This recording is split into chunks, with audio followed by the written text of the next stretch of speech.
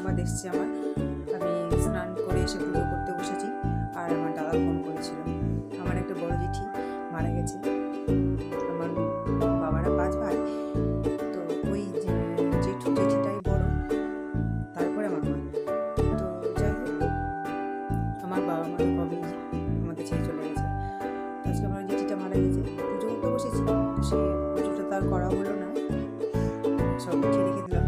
তো আমি যাব, আমার ছেলেটাও পরীক্ষা দিতে যাবে, কিন্তু ওকে ছেড়ে যায় কি করে? পরীক্ষা দিতে বেরোবে, তারপরে আমি যাব। তার জন্য একটু আলু সেদ্ধ ভাত করে দিচ্ছি। আর 3 দিন তো বাড়তে হবে, তো যদি আমার আসতে দেরি হয় তো এসে তো খাবে, সেই জন্য আলু সেদ্ধ ভাত বসালাম, যে এসে একটু খেতে পারবে। আমার দেরি হয়ে গেল, ও ঘরে ঢুকে একটু খেতে পারবে, সেই জন্য আলু সেদ্ধ আর ডাল সেদ্ধ করলাম, ঘি দিয়ে খেয়ে নেবে। তারপরে আমি যাব। রাত 12টায় মারা গেছে। আমাকে রাত 12টার পরে ফোন করেছিল, কিন্তু আমার ফোন সুইচ অফ ছিল, ওই জন্য ফোনটা আসেনি। এইমাত্র পেলাম, যাবো, আপনাদের ভিডিও শেয়ার করাবো। তো পাশে থাকুন, আবার আসছি পরে। চলে এসেছি, চলে আসলাম। টোটো থেকে নেমে কিছুক্ষণ হাঁটবো, তারপরে পৌঁছে যাবো। ছেলে খেয়ে দিয়ে পরীক্ষা দিতে গেল, মেয়েকে রেখে এলাম। আর কিছু রান্না করে এলাম, রান্না করে কিছু বাসন ছিল, ওগুলো ধুয়ে এলাম, কারণ আমার যেতে দেরি হলে ওরা প্রথম যা রান্না করেছে ওগুলোই খাবে। চলে এসেছি, কিছুক্ষণ আর হাঁটবো, দিয়ে পৌঁছে যাবো। কতক্ষণ লাগবে জানি না, তোদের তো একটু রান্না করে দিয়ে আসতেই হবে, তাই পাশে থাকুন, আবার আসতে পারবো। তো সেই জেঠি মারা গেছে গতকাল রাত 12টায়। তো আমি গিয়েও দেখতে পাইনি, হসপিটালে ছিল, বেশ কয়েক মাস ধরেই হসপিটালে ছিল। পড়ে গিয়ে পা ভেঙে গিয়ে অপারেশন করেছিল, তারপর থেকে পা ইনফেকশন হয়ে যায়, সেই থেকে হসপিটালেই ছিল। তো খুব একটা ভালো ছিল না, আমরাও মাঝে মাঝে দেখতে গিয়েছিলাম। তো এখন আমি প্রায় 10:30টার মতো গিয়ে পৌঁছেছিলাম সকালে। তো তখন আসেনি, প্রায় 11টার পরেই এসেছে। ততক্ষণ আমরা ওখানে বাইরে বসেছিলাম। তো এই তো কিছুক্ষণ আগে নিয়ে আসলো, এসে সব জ্যাঠতো দিদিগুলো কাঁদছে। স্বাভাবিক, মানুষের যাদের মা মারা যায় তারাই বুঝে এই দুঃখটা। যেমন আমার মা মারা গেছে, আমি বুঝি, যাদের মা নেই তারাই এই দুঃখ কষ্ট যন্ত্রণাটা বোঝে। আমার মা মারা যাওয়ার প্রায় 16 বছর হয়ে আসলো, তখন আমার ছেলে সৌভিক 2 মাসের ছিল। তো কত কষ্ট, কত যন্ত্রণা, কত দুঃখ এই নিয়ে থাকতে হয়। আমি তো প্রায় 3-4 মাস ধরে ডিপ্রেশনে খুব ভুগছিলাম। তারপর আস্তে আস্তে কাটিয়ে উঠি ছেলের মুখ দেখে, কারণ নিজেকে ভালো থাকতে হবে। আমি ভালো থাকলে আমার ছেলে ভালো থাকবে। তো যাই হোক, আমার মা আর এই জেঠি একই দিনে শ্বশুরবাড়িতে এসেছিল, একই সাথে বিয়ে হয়েছিল। তো আমার মা তো মারা যাওয়ার 16 বছর হয়ে গেল, আজকে আমার এই জেঠি পরলোক গমন করলো। তো অনেকেই কান্নাকাটি করছে। মা এমনই জিনিস, যার বুকে নিশ্চিন্ত মাথা রেখে মানুষ ঘুমাতে পারে। মাই ছেলে মেয়েদের বুকে আঁকড়ে রাখে, সব আপদ বিপদ থেকে রক্ষা করে। সেই মাই যদি চলে যায়, কতটা মানুষ ভেঙে পড়ে। আমিও ভেঙে পড়েছিলাম, এখন আমার এই জ্যাঠতো দিদিগুলোও ভেঙে পড়েছে। মাই তো সব দিক দিয়ে রক্ষা করে, তাই না? আর মানুষের সবার আগে মাই তো আগে।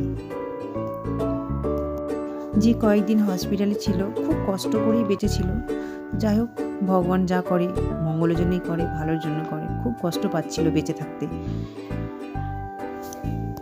বেশ কয়েক মাস ধরে যে হসপিটালে ছিল, তো বেশ প্রচুর যত্ন হয়েছে। দিনে একটা আয়া ছিল, রাতে একটা আয়া ছিল, আর মেয়েরা তো করতো, ছেলের বউ করতো, সবসময় কেয়ার করতো, দিয়ে দেখাশোনা করতো। হসপিটালে থাকলো, বাড়ির মতোই যত্ন করতো, একটুও কোনো পিছু পা হয়নি যত্নে। তো যা আচার নিয়ম কানুন যা ছিল সব পালন করে এখন নিয়ে যাচ্ছি। যতক্ষণ রাখবি ততক্ষণ তো কান্নাকাটি থাকবেই, তাই বেশিক্ষণ রাখিনি, নিয়ে এসে যত থাকবে তত কাঁদবে, আর নিয়ে তো যেতেই হবে, এটা তো রীতি নিয়ম, তাই নিয়ে যাচ্ছে। আমরাও পিছু পিছু গেছি, সবাই এসেছিল, সবাই দেখতে এসেছিল দূর দূর থেকেও, নিজের লোকেরা, কাকা কাকি পিসা পিসি আরও অনেকে আছে। আমাদের বংশে প্রায় অনেকেই চলে গেল এইভাবে। কথাতেই আছে, বলে নাকি যতক্ষণ শ্বাস ততক্ষণ আস। এখন এই শব্দটা আমি আগে না বুঝলেও খুব ভালো করেই বুঝি আমার মা মারা যাওয়ার পর থেকে।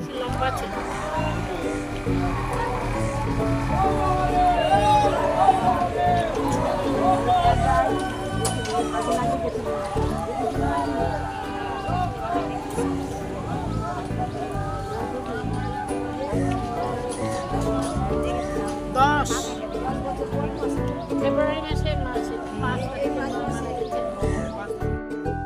বাড়ি আসলাম, 8 ঘন্টা হলো, এসে স্নান করলাম, কাপড় কাচলাম, আলু সিদ্ধ ভাত আছে, আমি সঙ্গীত আসলাম পরীক্ষা দিয়ে তো ঢুকবো। মিঠি বাইরে আছে, মিঠি কেটে গেল। আমাকে তো 3 দিন পালন করতেই হবে, 3 দিন পালন করবো। তো এইদিকে আবার গরম জল, এই যে এসে স্নান করে ঠান্ডা লেগেছে, তো একটু গরম জল খাবো, ভাত খাবো, তো ওই জন্য তো জল গরম করতে দিয়েছি। এখন খাবারগুলো দিই, খেতে বসবো এখন আমরা সবাই।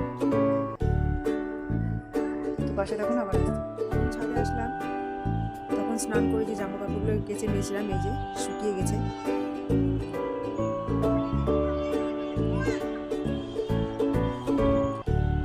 শুকিয়ে গেছে।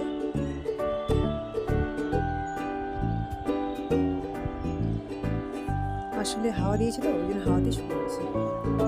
স্নান করার পরে ঠান্ডা জলে স্নান করেছিলাম, মাথাটা একদম ধরে আছে, প্রচণ্ড মাথা ব্যথা করছে। জলটা ঠান্ডা ছিল, স্নান করে মাথাটা একদম ধরে আছে।